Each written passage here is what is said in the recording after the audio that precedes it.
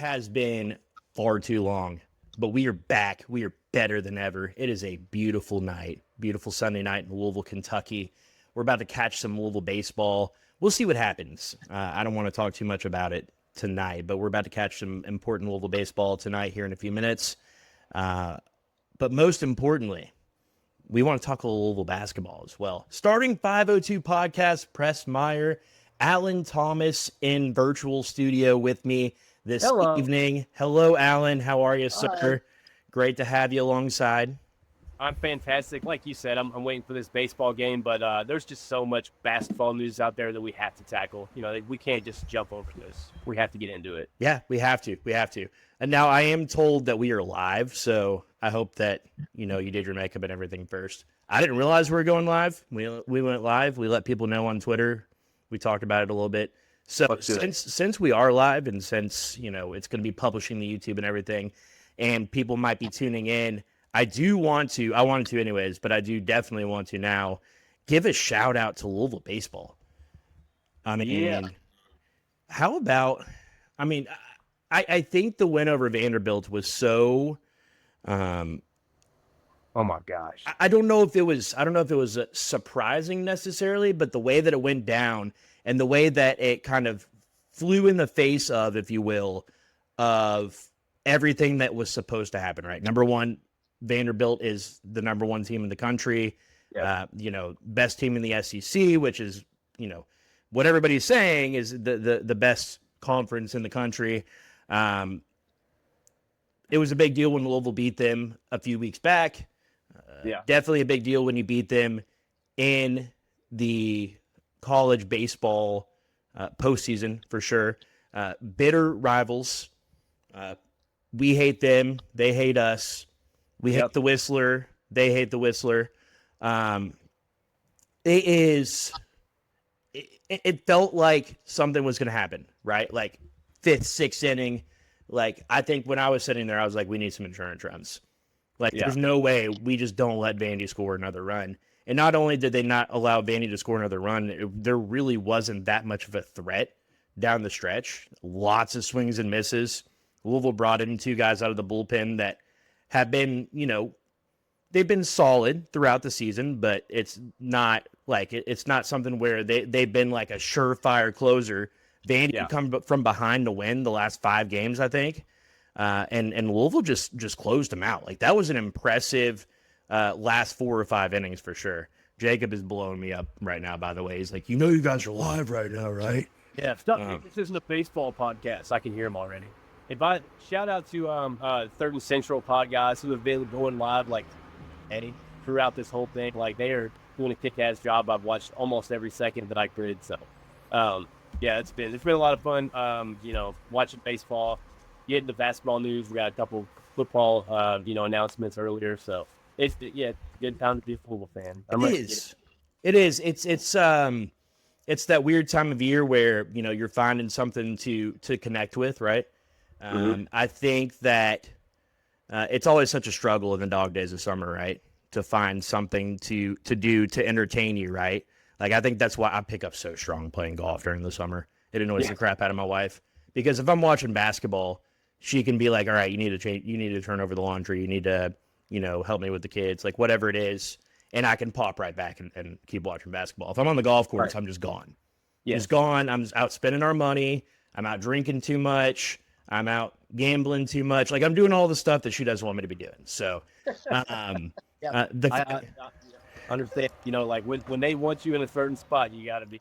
I was going to say that the fact that I was just able to sit in bed and also be a nervous idiot last night at like 11:45 at night definitely was a relief in this household for sure, right? Like, I can pop off here at any point and she can grab him by the ear and maybe do the dishes or whatever. So definitely, definitely a little bit different. That was kind of nice. Like, that's why I was so on Twitter until like 1:30, 2 o'clock in the morning, because I'm like, how am I supposed to go to sleep after this? Like, I love the end game, not just on Twitter, but just like throughout the fan base. I'm texting people, like family members and stuff like that, all watching the game. So like, this is like, we will rally behind anything, but we don't rally behind many things more than we do Louisville basketball. That's right. Damn straight, Alan. And That's great segue. I think Gotcha. for those that are tuning in live, by the way, Starting 502 podcast. Excited to have you. Drop something in the comments somewhere. Let us know. Twitter, X, Facebook, YouTube, MySpace, wherever you are. Right. Leave us a comment. Ask us a question. We'll try to chime in and do our best. Try to be appropriate, if you will. There's kids. There are children on this app. There's some. Yeah. Basketball, though. Yeah. Our man, we're not calling him Big Z. We're not going to do it, Alan. We're not going to do it. Zougris. Zougris. Vangelis Zougris. Is that correct? Yeah. I can't come across a set of highlights for him where they say his first name. So It's always, there's either some guy over in Greece with an accent that says Zougris the way I think it's to be said, or it's an American person, accent saying Zougris. So I'm like, which is it? You guys need to get together and tell us how to say it. Yeah. And we'll come up, or we can just come up with a nickname. So I like VZ. I think that could be a good one. Right? Like that seems like that's like what the coach is going to call him. You're not going to call him Big Z or anything like that. I don't know. I liked what stuck with me the most was, I thought Greek Freak kind of fits him, but what stuck with me was when a reporter for like the official FIBA account, they wrote an article about him, and they called him what was it? The Greek Warrior. The Greek Warrior. And so I thought that was fascinating. So when we caught wind of this going down, I wrote an article like a while back calling him the Greek Warrior. And then like right at the time that I published the article, then PK puts out a tweet that's like, we got the Warriors in the bill.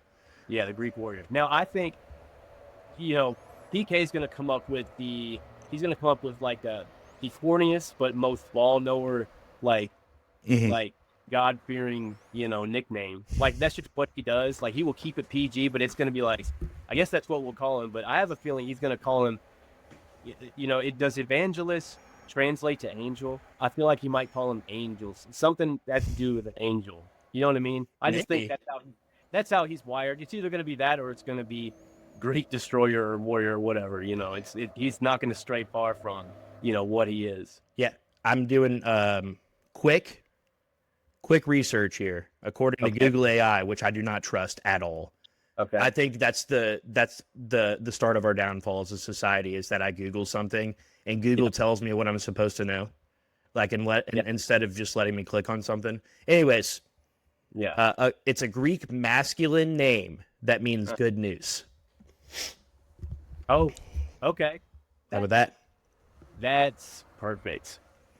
I'm going to call it that, but I can't think of a more perfect name. Whenever I get like a recruiting scoop, whenever I win $10 on a game, on a bet on DraftKings, whenever I wake up on the right side of the bed, I'm just going to start texting you Vangelis, Alan. Vangelis, I'm going to be like, I know what that means now. We learned something from AI today. Let's talk about this a little bit, though. So, 6'8" Greek-born player.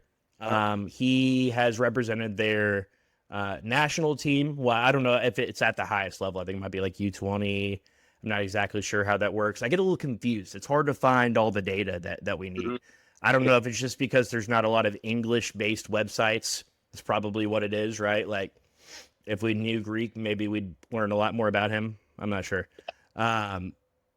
It's also basketball over there is the coverage is muddied a little bit. Sure. Now, if he was a soccer player, like, a lot of people don't understand that, you travel outside this country. Basketball's growing everywhere, obviously. Sure. You're seeing it, and a lot of people are growing up playing basketball, especially the taller people, foreign countries. But soccer's king, and it's king by a long shot, So it's just not. It'll get more coverage. They'll have more outlets like this over there. I'm sure they have a few. Where after a while they'll start covering, players in Greece. Here's an up and coming player, especially since Giannis and his brother and some other Greek players have really stepped their game up, and obviously like one of the best players in the league, Giannis is. So you have to imagine a lot of Greek kids growing up look up to him, and hopefully they'll do that with Zougris one day. Hopefully, Zougris. So Zougris, what he brings to the table, number one, right? Yeah. The reason why the kind of the situation, the circumstances that surrounded this article when they put it out there was the fact that he got popped in the eye. He took an elbow to the face, and there's this like badass picture of Zougris like shouting. I don't know if it's in pain or if he's just being a warrior and excited about his team. I don't really know. But it's just a badass picture of just blood just dripping down his face in the middle of a game. And apparently he got some stitches and came right back in the game, finished out the game strong. And that kind of fits the mold of what Pat Kelsey is all about, what Louisville's all about in general, right? Like very blue collar type of player. So, from the tape that you've watched, from what you've seen of this guy, what's your initial thoughts on Vangelis Zougris? Well, I think he's you see all these basketball trainers, some are more known than others, but they post about, fundamentals. They post about like when you do these movements, practice the movements too, like on your free time, all the little things. I think he does that really well. I think he's a basketball trainer's dream, where a few things. He has a spin move. It's like a fake spin, where a lot of us over here, like when they train that, you want to go into the spin and then you just want to fake it quicker and then go right into your shot. He does the full fake, goes into his turn, and it's almost robotic in a way. The same thing with that European floater that he has. It's such a perfect, almost where he's like in his free time practicing the muscle memory in a way is what it looks like. I mean, I think he does a lot of little things. One of the things that caught my eye on that is like a 7-minute highlight video was there's an up and under, and I don't know the team he was playing or whatever. But there's like an up and under where he's it wasn't really like a flashy highlight or whatever, but you're watching and first of all, he rolls off the screen perfectly. He's on the defender's back and he just separates. I mean, it's like muscle memory. So he uses that quad, pops off that screen or whatever, gets the basket. He has a challenging defender. The up and under he has is nothing crazy or like, just throwing the ball up there. He jumps up to absorb the contact. He knows it's coming. And then he lets his body do it, and he actually like kind of suspends himself.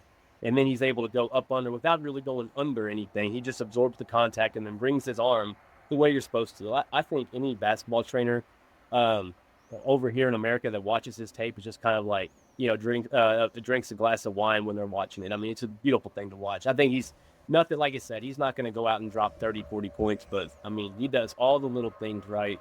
I think that's why they call him, like the warrior or whatever, is that he puts his body on the line every time down there in the paint. Yeah, I like that, you talked about he has a little bit of that traditional big man post presence. Now, he's only 6'8", but he has he has a solid frame. He's built well, very muscular. He doesn't have like tremendous leaping ability. Like I've noticed, like he jumps off of 2 feet a lot. He is very, as you suggested, I don't know if it's a rawness or if it's more of that's just his style of play.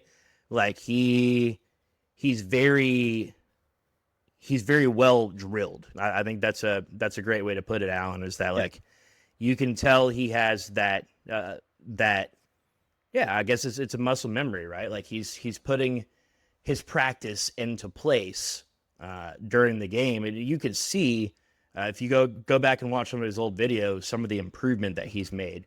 We're not getting a lot of that like game by game breakdown like Sananda Frew, but this is a guy that's an up and coming player that's had experience playing in pro ball, had experience playing kind of representing his national team. He's a guy that he cleans up around the glass. He's great in the pick and roll. I think that's a theme that you're seeing in all of these bigs in the PK system, right? Like, obviously, James Scott, great pick and roll guy. But I think even more so, Sananda Frew, great in the pick and roll. Ali Khalifa great in the pick and roll, and he didn't have to be the roll guy. He can be the ball handler. Yeah. And then obviously Zougris is great in the pick and roll as well. Really, he's not super flashy, but he's very creative, right? Like he has a style of play that you don't often see in the American game. So that's interesting to me as well. So yeah, I mean, a lot to digest, a lot to break down with Zougris. I'm interested now to kind of see what his role looks like for this team. I think that if you would have told us before his commitment that the roster was complete, it feels a bit, it doesn't feel like it was quite tied together with the bow, right? Like it doesn't quite feel like it had the sprinkles on the donut, but I think we would have been fine with that. And I think that Zougris is an addition that, say something happens, say Alec Khalifa does not regain his eligibility. Yeah. Say something happens where there's an issue with depth and, like a couple of wings get hurt and maybe like a Kason Pryor has to slide to like, he's only a 4. He's not playing anything at center, right? Something like that. I think that Zougris is more than adequate. I mean, this is a guy, again, he's played pro ball. He's played at the FIBA level representing his country. He's played some games, I saw I think he's been in the U.S. playing some ball as well. So, yeah, a fascinating watch, but I'm interested to see, where do you think he fits on this team? Yeah, I mean, that's the great question. I think that everybody's on, everybody's mind that watches this film is that, he's going to get some clock. It's like the thing about him that's kind of unique, in my opinion, he's a lot like James Scott, in that, he plays the dunker spot really well. And he's like you said, he's only 6'8", doesn't have a whole lot of bounce, but he will create an area for himself down there. Like I said, he's not afraid to touch his defender at any point in time if he needs separation. And a lot of the times he does it. Like I said, we talked about this a minute ago. He's really clean about the way he operates on the floor. He has been in foul trouble a few times over there. I know that's a really physical league that he plays in. Sure. I don't think we're going to see that over here. I think he's going to be able to clear out the space that he needs, to operate. Whether it's like a dunk down, you're not going to get tons of alley-oops, but he can do that. Right. The dunker spot. We saw that on his tape. But the thing about him that is pretty unique is I'm sitting here thinking about all the guys that we have, including Ali Khalifa, that play down there and how different they all are. It's absolutely mind blowing, and it's I'm excited about it. And it's not the least Muhammad Kamara out of the conversation. We can touch on him whenever, here shortly. But I think Zougris is the one that's going to dominate the whether he starts or whether that's Frew. I think right now, if you ask me, I'd say it's Frew. This would be the starter. But I think Zougris could more than there's going to be some matchups with certain teams where he's going to earn the minutes more than some of these other guys. I think you have Kason Pryor is obviously the most athletic, right? He's the one that he can you don't have to get him in the lane. He could get it on the perimeter and make a play. We saw him piece up. Who's that one dude on? Is it Meshack? That he. I mean, even though we got our asses beat in that one. But didn't he pieced him up and went right around him against Tennessee. I mean, what a move that was. One of the better plays where it just kind of jumped off the screen. Sure. Zougris won't give you that, but if Kayson's having a problem with physicality against his matchup, why wouldn't you throw a guy in like Zougris and maybe get a guy in foul trouble or just kind of wear somebody down? Some teams, like last year, we were the shorthanded team. So Duke, famously, John Shire, came out in the press conference, and all the respect to him, but he said, the thing that I told our guys was you're just going to have to pick at him, and they're going to wear down, and that's what happened. We lost an 11-point lead in the first game. They ended up losing that game, pretty handily. We just got wore down, and I think we're in a position now where we have a lot of physical, able bodies, and we can do that to teams like Clemson or something like that, teams that like to get them to big game. So yeah. I mean, I think that obviously the ends of seasons, I think it's so important, to win your bowl game, for instance. I know that sounds like way out of left field here, but stick with me. I think it's important to end a season in any sport with a good taste in your mouth, right? And I think it's great of a season, as much as they exceeded expectations last year in year one under Pat Kelsey, to not win your tournament game after, the season that you had, the season that you pieced together really with all the injuries. The taste that's been left in our mouth now is that, the ACC championship game where you got worn down and you just could not handle their athleticism, physicality, and depth in the ACC championship game. And then where you were outsized and outmanned and out-executed against Creighton. That's the final taste in your mouth after the season. I'm obviously in the same breath, we'd be remiss to not mention that it was a fantastic season, and we're so pleased in the direction of the program. But overall, now mentally, I just keep thinking about over and over again, how do you handle a team like Creighton this season? How do you handle a team like Duke? How do you handle a team like, I'm trying to think of teams that are going to be on the schedule this year, like a Memphis or who else we had? Indiana, right? Like, some SEC level squads, right? Like, how do you handle an opponent like that when you have a Vangelis Zougris who is probably going to be a center and he's 6'8", and you're going up against a super long, athletic 7'7" type of front court. Same with Frew, same with Ali Khalifa, because of their styles of play. Same with, as long as you have a healthy and Case and Pryor, and that's the type of position he's playing. That's my biggest concern, right? Just because that's what we saw was the downfall of this team towards the end of the season. But you're absolutely right? Like teams like a Creighton or Duke can kind of pick away at you and kind of take away what you do well because they have a lot of size, a lot of athleticism, and a lot of depth. And so I guess that would be my question is I think that a guy like Zougris can come in and early season you're playing a Stetson or a Montana State, and you're in the Center and it's 6 degrees outside, and the game's on ESPN4. Those are the games that I have no question at all that a guy like Zougris can dominate.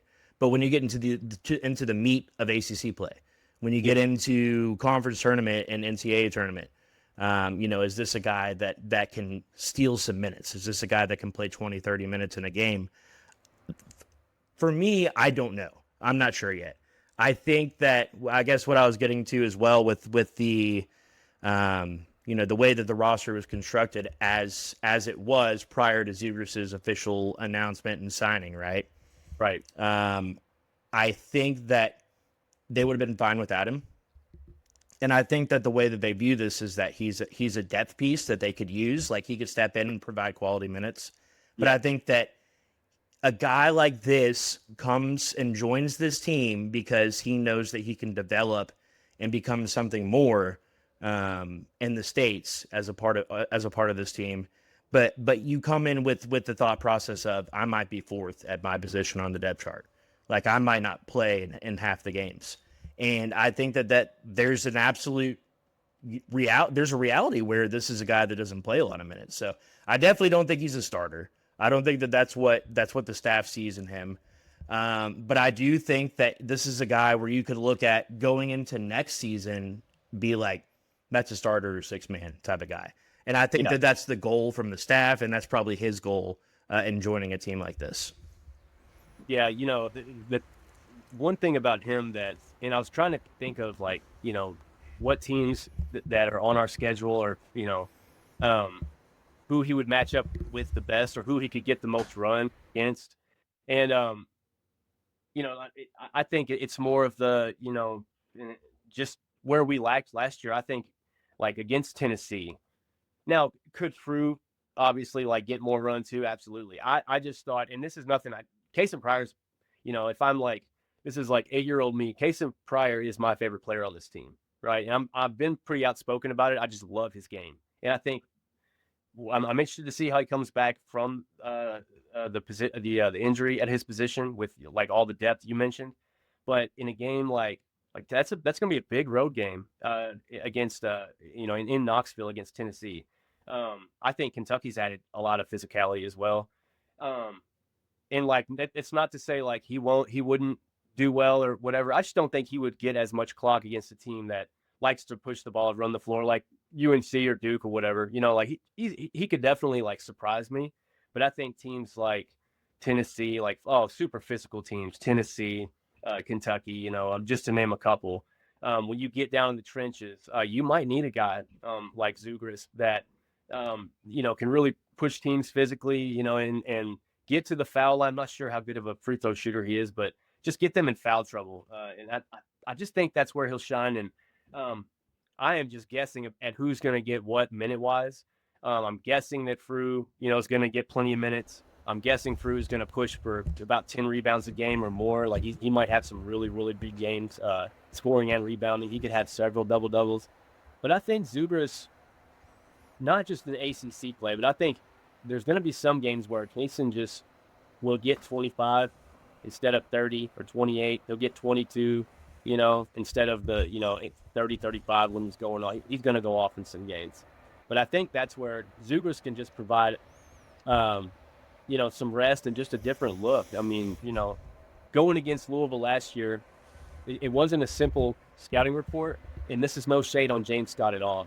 But if you can get down, you know, and James did, you know, he did really well against some guys that surprised me, like standing ovation against Clemson, you know what I mean, in the ACC tournament, especially.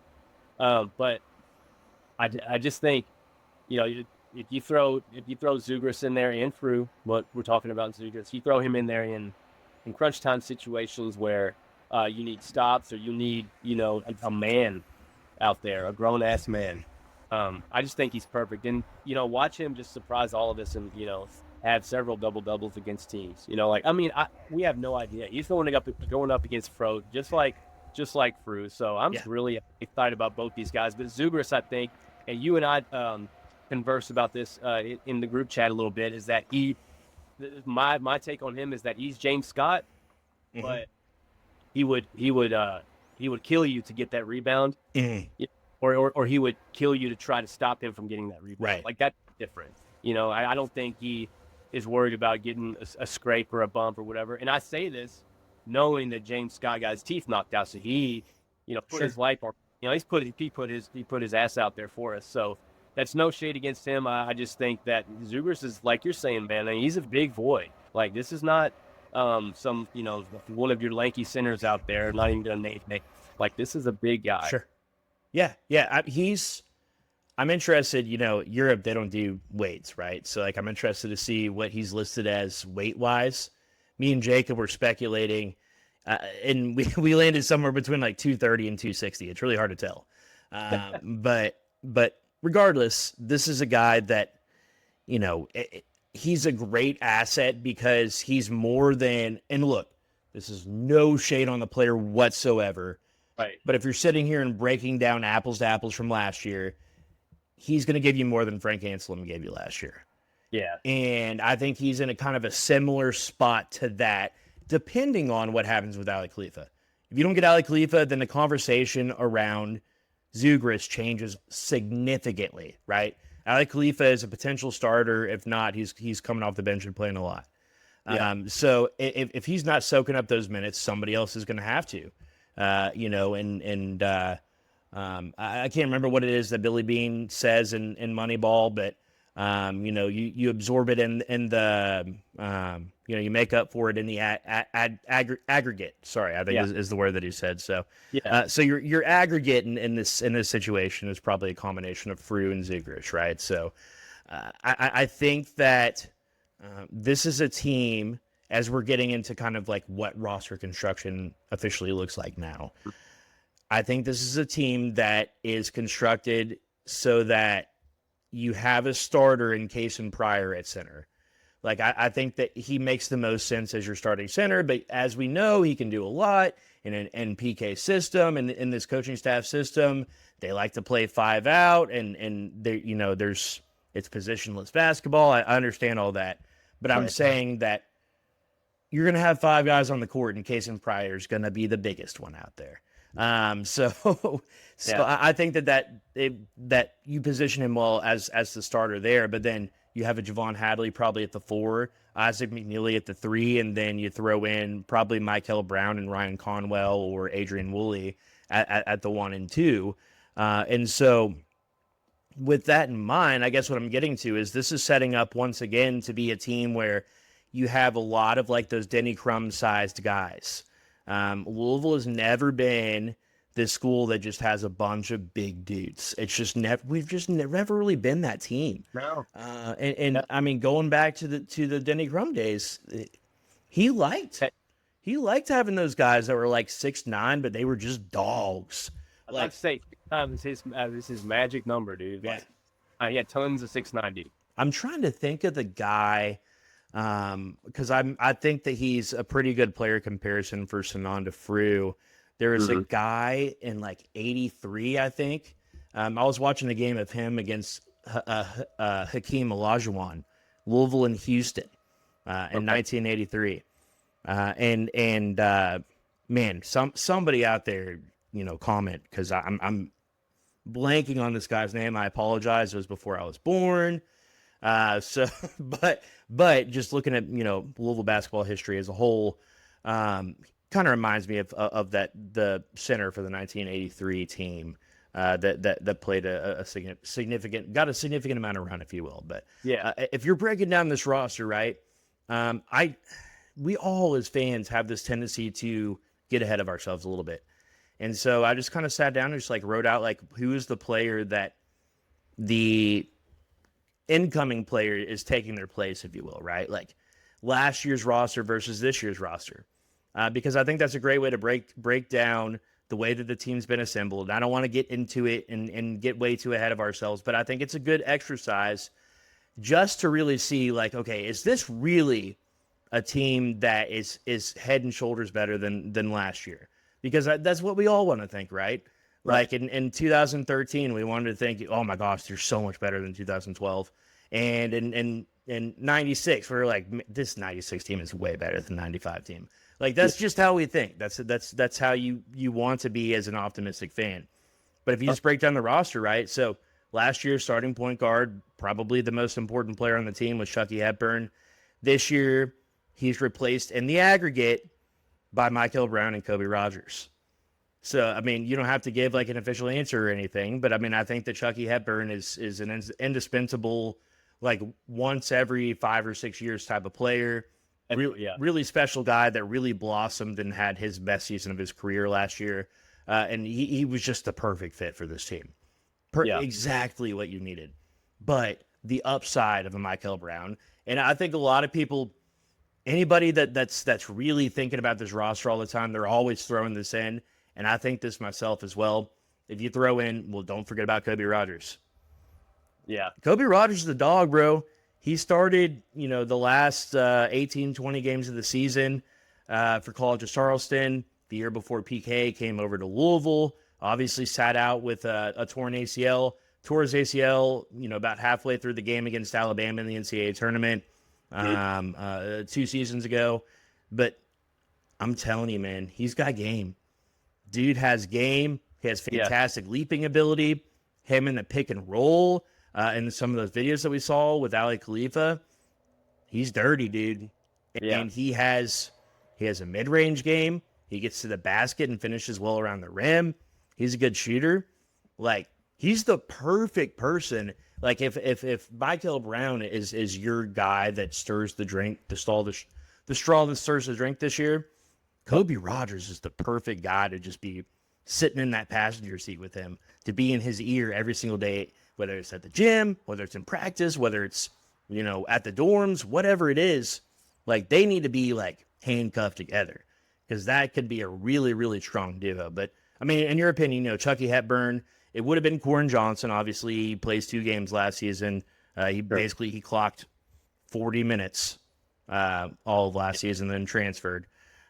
So, really, I mean, Michael and Kobe in the aggregate versus Chucky, does it come out in the wash? I don't know. What we think. That's a tough one, because Michael is a true freshman. Mm-hmm. So, and Kobe's relatively young too. If you look at all of our pieces at guard, he's relatively young, just across the conference, really. I mean, he's one of the young. He's going to be one of the younger point guards in the conference. Kobe? I would say Kobe's probably, if I had to guess, because Kobe played he played D2 ball for a couple of years. So, so Kobe would be like, I think this is his last year of eligibility, and I want to say. Okay, I'm a year behind then. Yeah, I want to say that Kobe is like 20, 21, 22, if I had to guess. But regardless, he has fantastic experience. He won a D2 national championship 3 years ago. Goes to College of Charleston, fantastic College of Charleston.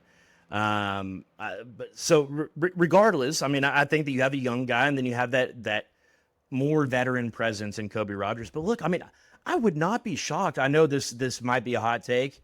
I wouldn't be shocked if Kobe Rogers comes out and he starts the first few games of this coming season. I had this conversation. I'm glad you said this, because I had this conversation with a coworker.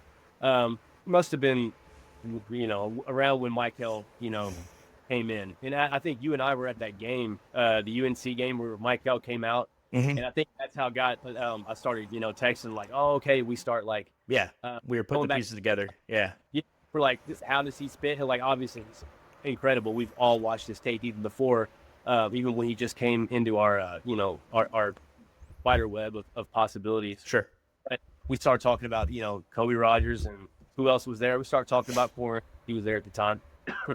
But yeah, you start thinking about, like who's going to share, the minutes, at that position.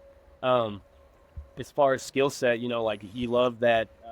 My thing with Kobe Rogers is that, and Michael Brown, is that Michael on tape is very, very great. I guess which way is latitude? Is that side to side? Longitude is front. So east to west, we'll say that. East to west, he's so good with the ball east to west, and his eyes can go this way, his brain's going this way. Sure. I'm not sure Kobe, I'm sure he has some of that. I don't know if he's as athletic, obviously. But the one thing that I guess with the red shirt situation with Kobe and Ali Khalifa, it's like they redshirted and so from whatever we've heard behind the scenes, that they've gotten pretty close, and you can kind of see it on tape.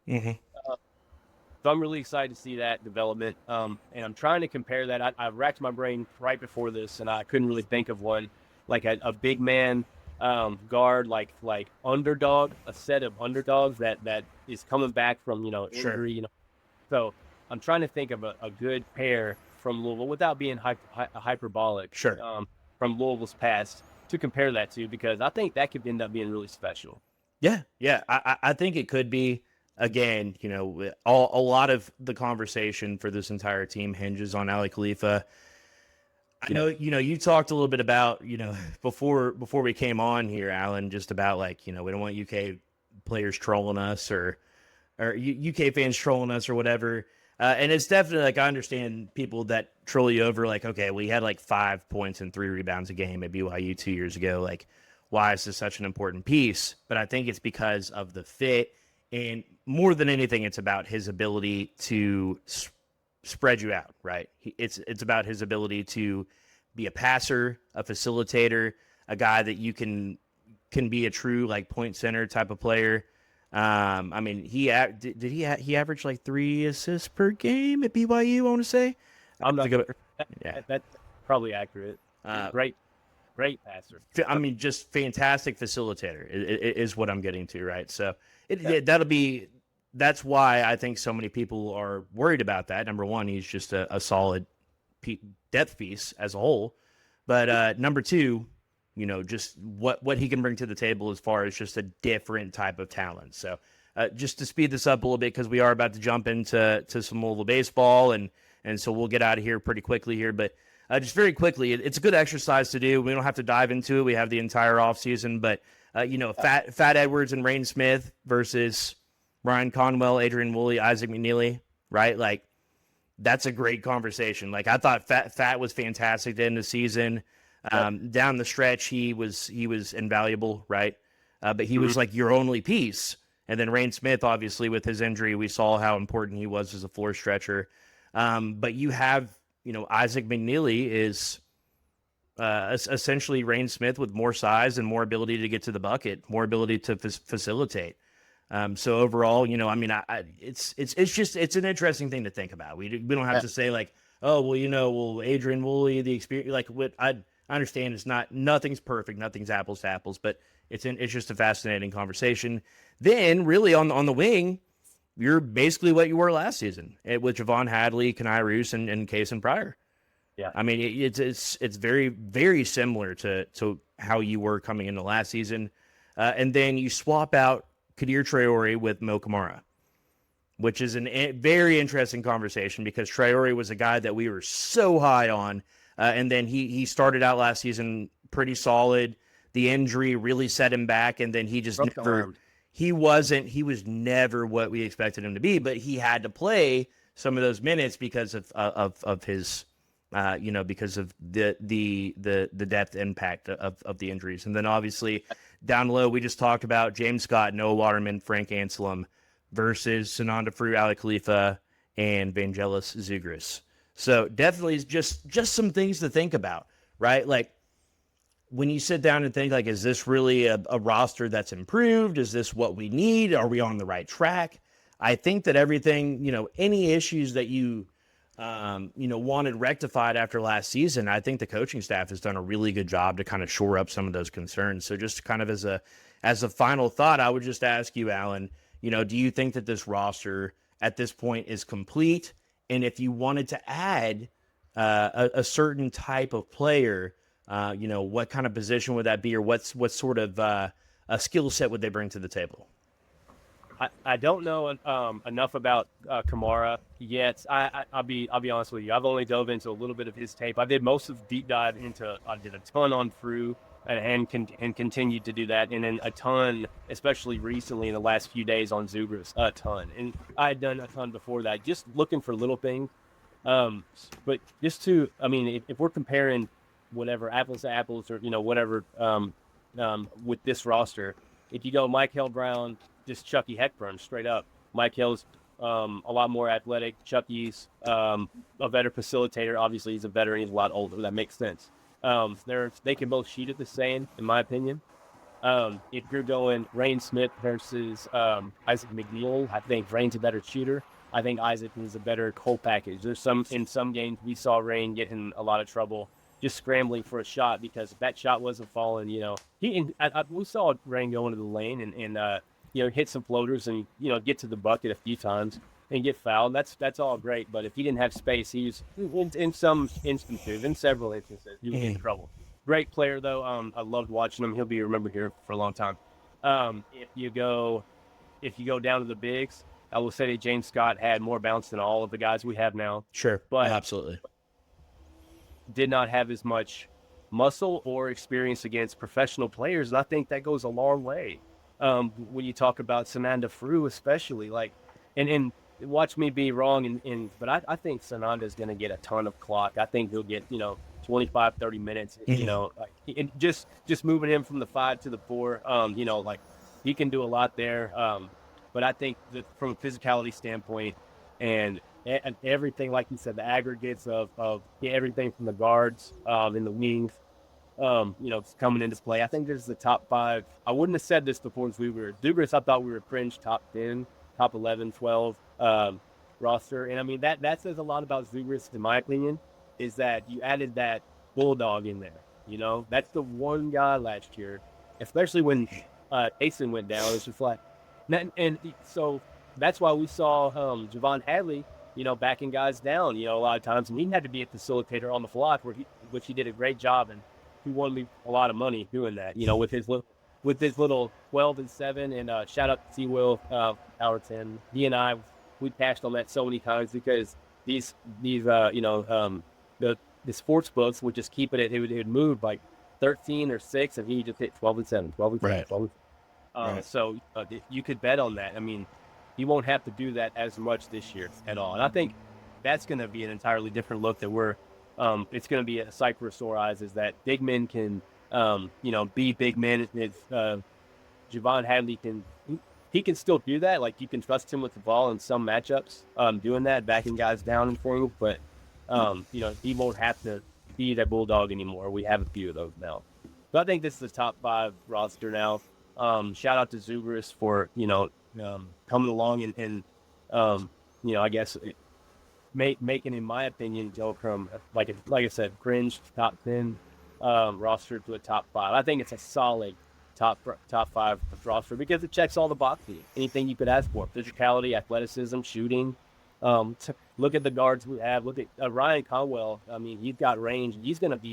He might have some games where he hits 6 or 7 threes. Ranks. This is gonna be a fun year. I can't wait.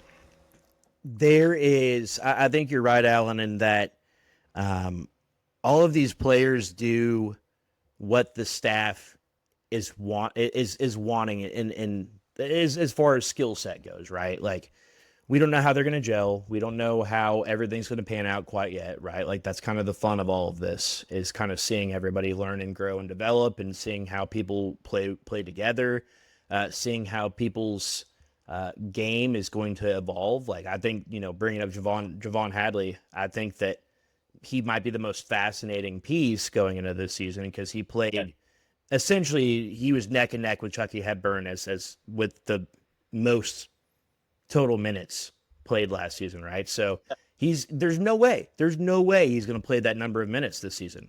Just a story in and of itself right there is like, what is Javon Hadley's impact next season? Because he's not, he can play that game, right? Like, he can be a guy that can post up on the high or low block.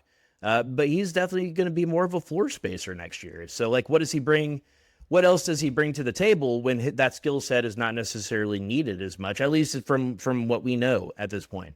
I mean, there's a lot to weigh in on, and we can kind of go, piece by piece and weigh in individually on each of these guys as we're going through in the offseason. And I guarantee you, in the next couple of weeks, Louisville basketball is going to put out some video of some guy, dribbling around a trash can and making a reverse layup, and that's going to give us enough juice for an hour and a half podcast. I can guarantee you that, Alan. So, but yeah, I think just kind of as a final thought, man, this is, I'm with you on Vangelis, but I definitely am in wait and see mode on what he brings, as far as, like, is this a guy that's just going to demand minutes? That I don't know. I think this is a guy that is going to be willing to come in and wait his turn. I think that's the most important factor here. And I think his style of play is going to require more adjustment than Fru's. I think Fru's athleticism and overall understanding and feel for the game is so good. And you can see, you go back and watch a full game or one of these segmented games that they put out online, you can see just from 2 months ago to now just how much he's improved, just how much, talking about Sonny Fru, how much his game has evolved just here recently. He can do a lot, right? Like, he can be a guy that can, have the ball out on the fast break. He can be a guy that can back you down in the low post. That's not really his game to this point. I don't think he's going to be asked to do that a lot, but he can. He absolutely can. And he just has that it factor, man. He really does. Like, he has the confidence to take over a game against grown men that really, really is. It's really impressive. I think that he's absolutely, if he's not a starter, he's gonna get a lot of minutes this coming season. I don't feel that way about Zougris yet, because his game is it's not quite as evolved. I think that, I saw the comparison. I kind of laughed at it at first. I sent it to you and a few other people just about the fact that Zougris is kind of like a Montrezl Harrell type of player. Yeah. I don't know if I see that, but I understand the thought that he kind of plays that dunker spot. Like, he could be a great, like, 2-3 zone buster.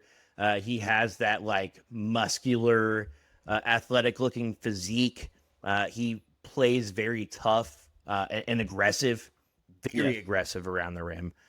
but I definitely don't think he has the athleticism. Like he plays I said this in the group chat, and I think it's very true. He's going to get his shit sent probably 40 times by Sonny Frew and Cason Pryor before he realizes, all right, this is a little bit different.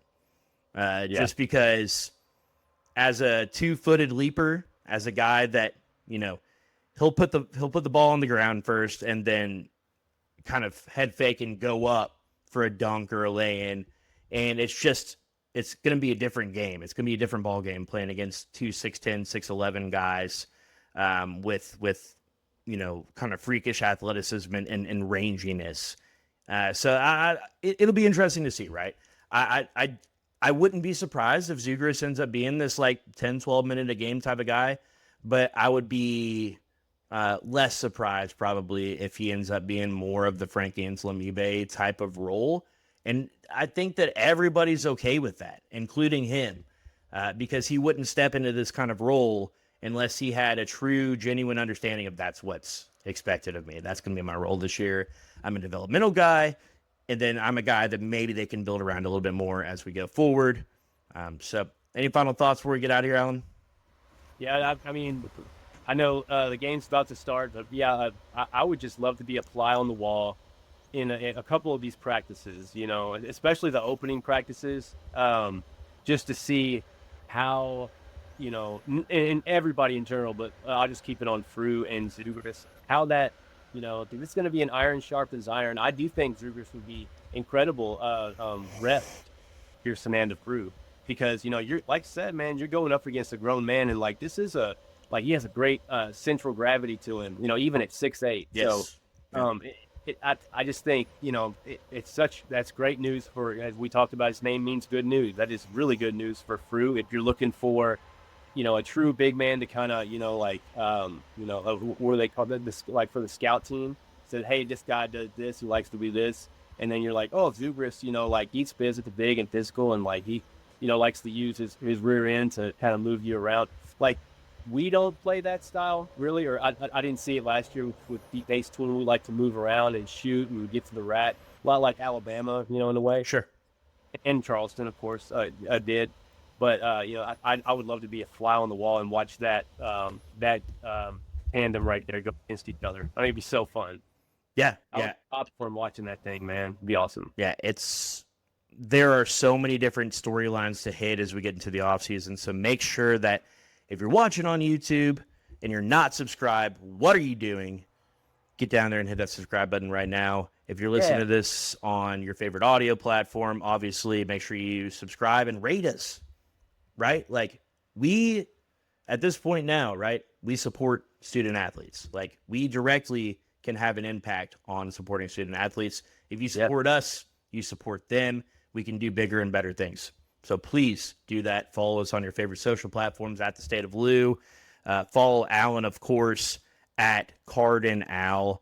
One of the funnier Louisville. I would say, you have one of the better senses of humor about Louisville sports, and one of the more knowledgeable Louisville fans out there, right? Like, I think you have that like old head mentality when it comes to Louisville sports.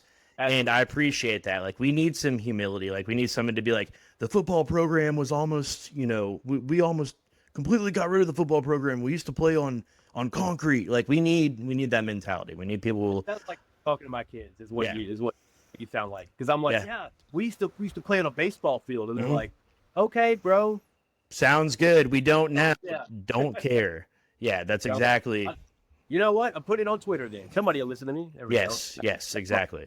Yes, yeah, and we do, and we love it. So follow him on Twitter at Cardinal.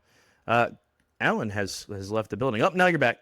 You left for just a second, but that's going to do it. Thank you if you were watching live, thank you for tuning in. Of course. We can't wait to see you guys next time. Until then, Starting 502 podcast. Let's get out of here. See you guys. Yes, sir. See ya.